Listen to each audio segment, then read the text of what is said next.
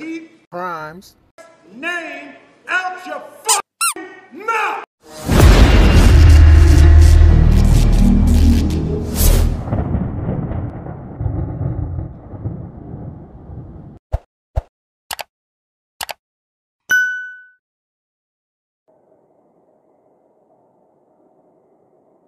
like, comment, subscribe, ring the bell.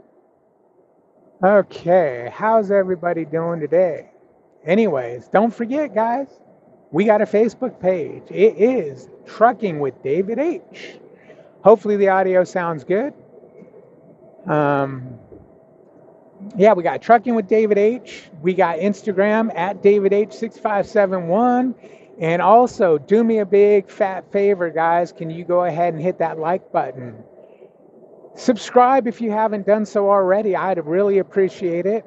And hey, if you can just throw a video out here and there, go through my list, find something you like, and share it out. I'd appreciate that too. Anyways, we are heading to Canton, Mississippi, to Nissan. We got a load of gas tanks we are taking there from good old, where did we pick them up? Indiana. What part of Indiana did we pick them up from? I can't remember. It is 3:09 in the morning, Tuesday morning. This delivers at 5:30. We should get there about 4. They should take us right in, though, not a problem. Oh, real quick, I just wanted to touch on, keep getting a comment about, are you able to go back to Prime? I've heard you can't take a lease purchase truck back to Prime. Now, let me just set the record straight. I am not planning to, even though I'm bitching and complaining about the spot market being so bad, I'm not going back to Prime, okay? Now, having said that, let me say this. Yes, I can take my lease purchase truck back to Prime. It's not a problem. As long as you're in good standing, you can come back. It's no big deal. Now, also, we're 6 months into this lease on this truck, so we have 2.5 years left. We've decided we want to pay the truck off in a year and a half, so basically we have a year left on the loan, and then we'll pay the balance off. We want to do that because right now we're basically paying almost a little over, it's $12.39 or 12, I think it's $12.89 a week. So do the math. That's 5,000 something a month. And if we pay the truck off, it'll be a little bit easier to go home a little bit more. Because it's just kind of a pain in the ass right now to go home and then have to wire the money over to Prime.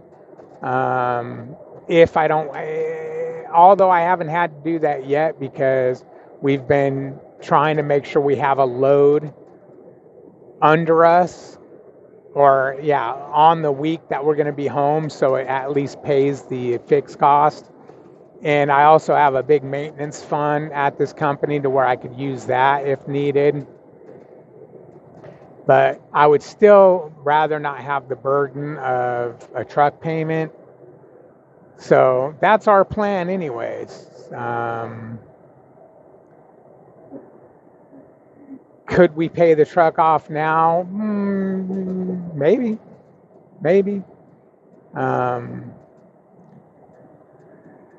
Trucking's been good to us. Let's just say that. We've decided against getting a loan because we were going to go ahead and get a business loan and refinance the truck out of Prime.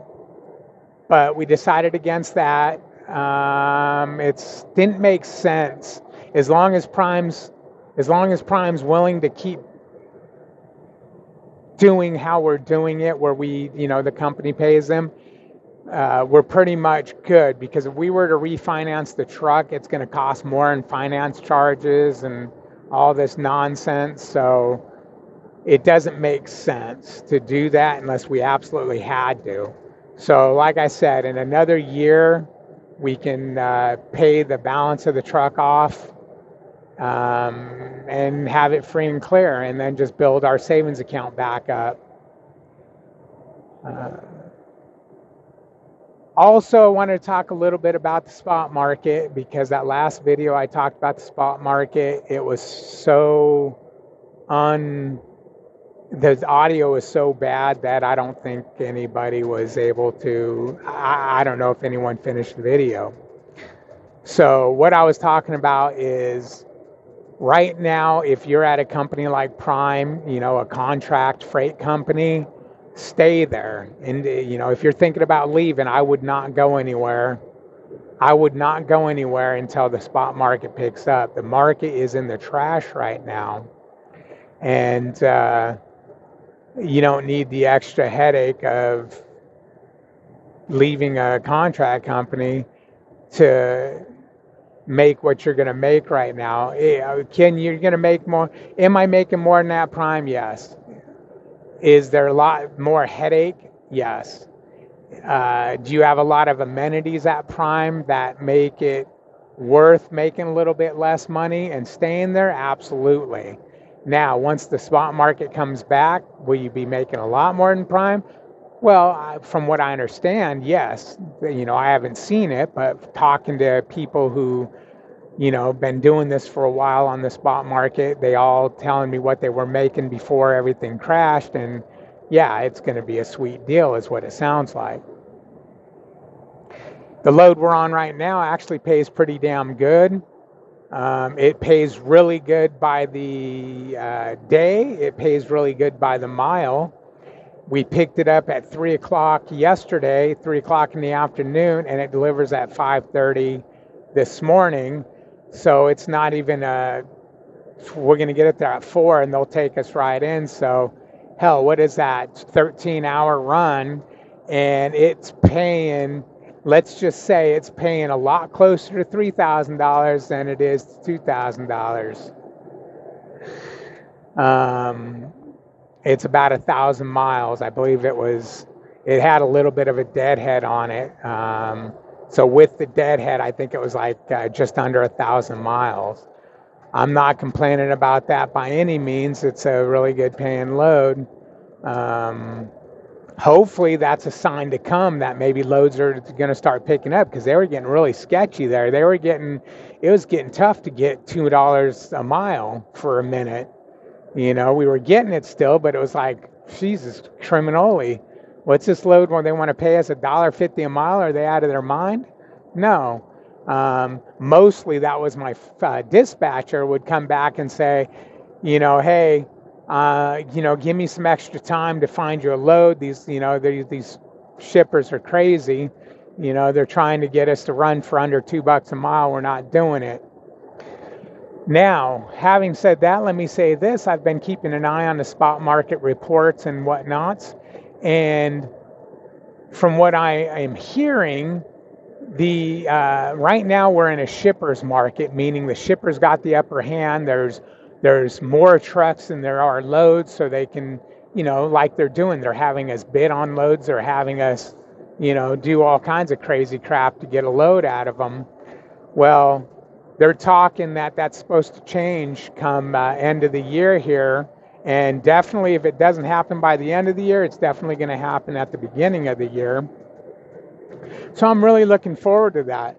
Now, they're not talking that it's going to hit a carrier market, meaning there's going to be more loads than there are trucks to where the carriers got to get their way. But it's supposed to stabilize, which I'm good with that, because I came into the spot market in a shipper's market, and I'm doing okay. So if I can get into that freight where it's neutral, but they'll be the bomb. Winter's coming. I'm getting a little bit worried about that. Just because over at Prime, they're all about safety, safety, safety. Captain of your ship, shut it down. And wintertime, at Prime, you got a ton of time on every load. Wintertime, you really got a ton of time. What am I, Teletubby now? A ton of time. Now, since I've been over here at this company, I'm not saying anything about them saying don't be safe, but the load's a lot of expedited stuff for the team truck, a lot less time on loads. Now I can do team loads that are not expedited, which will have more time, and or if I have to, I'll run solo in the winter time, and we'll just, hey, you run for a while, you run today, I'll run tomorrow, or whatever. Or if we can run it like a team, we'll get it there and sit on that end if we can't deliver early.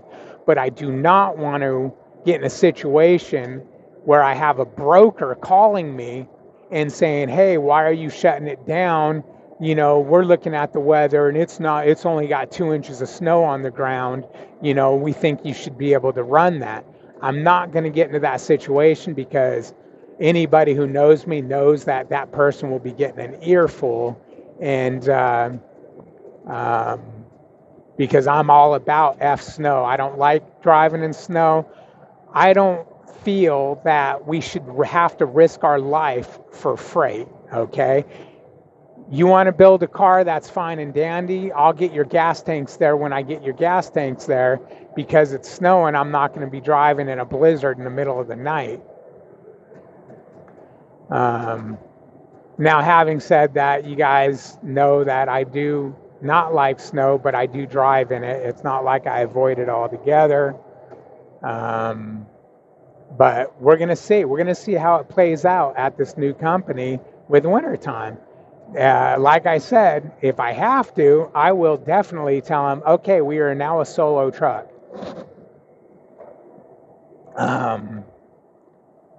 Because I do not want to run at night in whiteout conditions like I did.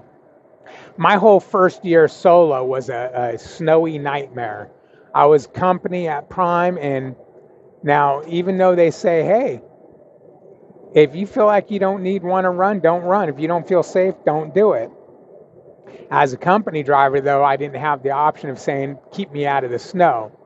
They were like, you got to go where we tell you to go because you're forced dispatch. Now, unfortunately, my first year trucking, financially, I was in a lot of trouble. So I ran when I shouldn't have, because I needed the money. I needed to send money home to mama to pay the bills and to eat and everything. So I was running all hours of the night, day, whatever it took, in blizzards and snowstorms. You'll see these videos coming out. I got them archived, and I'll be releasing the videos this winter of my first year trucking in them damn blizzards.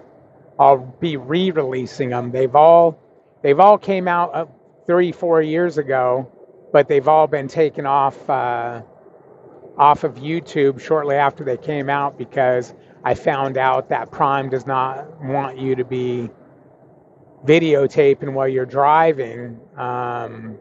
It was just against their policy, although they don't really have a policy in place. I heard that I was advised to take them down before they told me to take them down. So I did. I don't like to, stir up bullshit. It's like this company, if they're like, hey, don't be doing videos, these kind of videos, those kind of videos, I won't do them. I'm not one of these guys that YouTube is my life. As you can tell, I got a really small channel. I don't push too hard to get videos out. I do them when I want to do them and how I want to do them, Yeah, is that keeping my channel small? Yeah, but am I doing YouTube to make a living? No. I do YouTube for fun. YouTube's kind of awesome because I met some, really cool people, including Jeremy.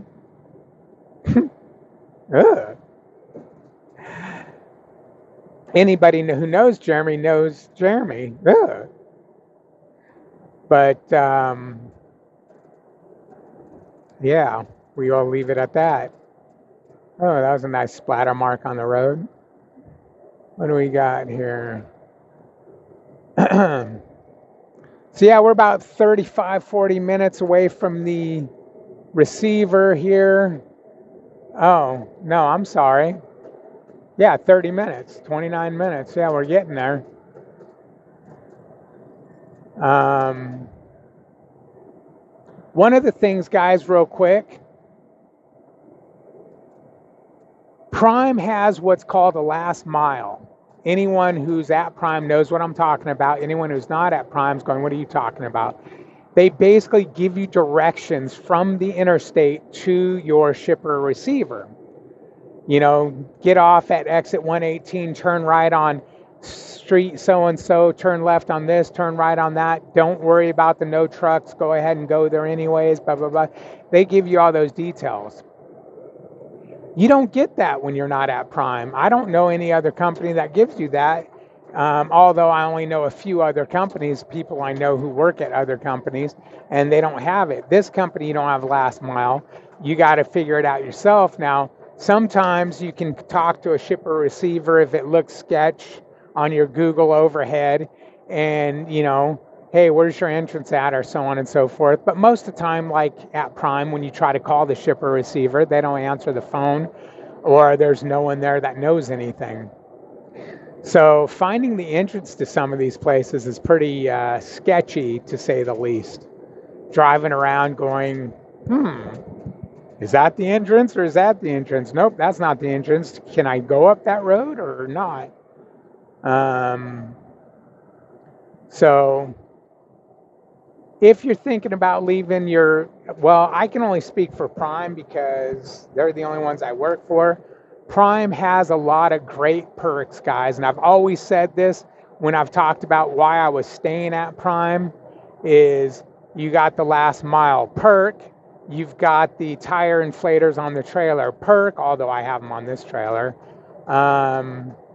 You've got the nice terminals perk, you got the servicing at the terminals, big time perk, because nobody wants to work out here in the real world.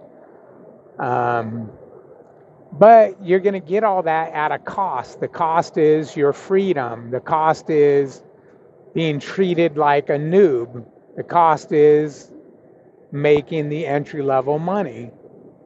Is it worth it? To a lot of people, it's going to be. You know, I don't fault you.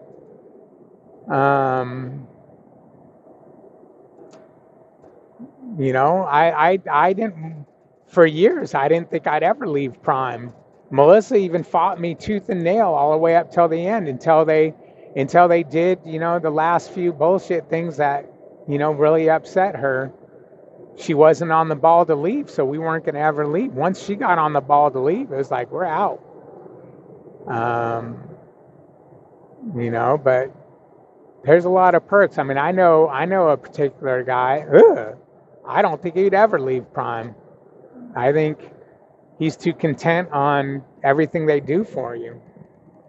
You know, they do. They really make trucking easy as far as being a lease operator easy. Now, having said that, you do pay them dearly for it. You know, you're not going to make the money you'll make at other companies. Although I'm curious at JB Hunt.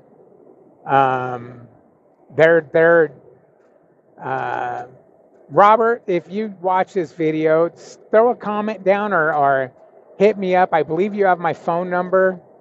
I believe you have my phone number.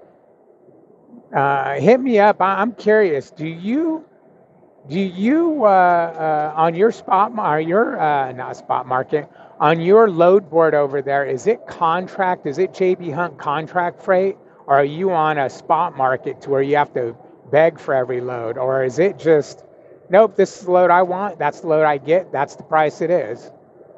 I'm curious about that. Anyways, guys, it was fun talking to you again. If you can hit the like button, I'd appreciate it. If you have any topic you are interested in and you'd like to chit chat about it, let me know. Let me know. I can. I've got.